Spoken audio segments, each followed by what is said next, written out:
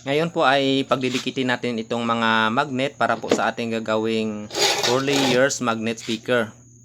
Pero before po natin yan gagawin, i-identify po muna natin ang exact direction of magnetism nitong mga magnets na gagamitin natin. At saka maglagay po tayo ng marking para mamaya pag pinagdikit na po natin sila ay dire-diretso na po ang pagtatrabaho natin. Mayroon po tayo dito na sample na speaker para gagamitin po natin sa pag-identify ng North Pole at saka ng South Pole nitong ating mga magnets. Ang South Pole ay dyan po nakadikit ang ating top plate. Ang North Pole naman ay dyan po nakadikit ang ating bottom plate.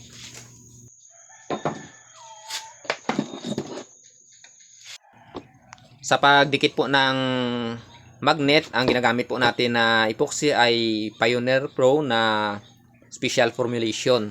Simula po sa pag-rewind ng coil, pagkabit ng spider, cone at saka ng dust cap ay ito po ang ginagamit natin.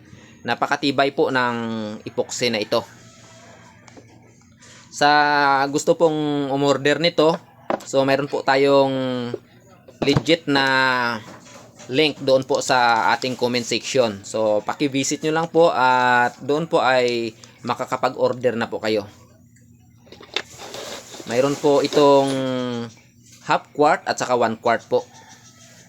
So ito, naglalagay na po tayo ng epoxy sa first layer na magnet natin.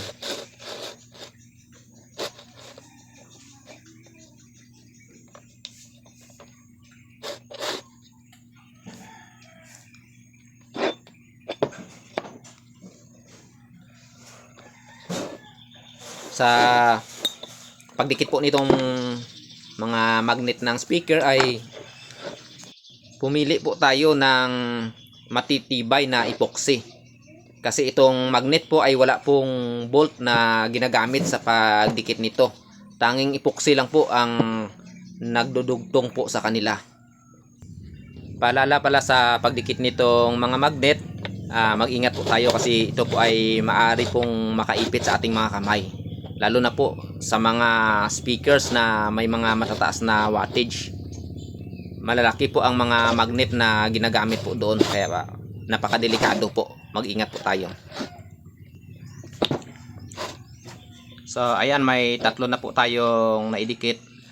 Bali, isusunod na po natin itong panghuli. Sundan nyo lang po ang mga video natin araw-araw. Gagawin po natin ito hanggang matapos at mabuo po natin itong speaker natin na 4 layers ang kanyang magnet. Itong speaker na i-upgrade natin. Pati po ang coil nito, i-rewind po natin. I-upgrade din po natin pati ang coil.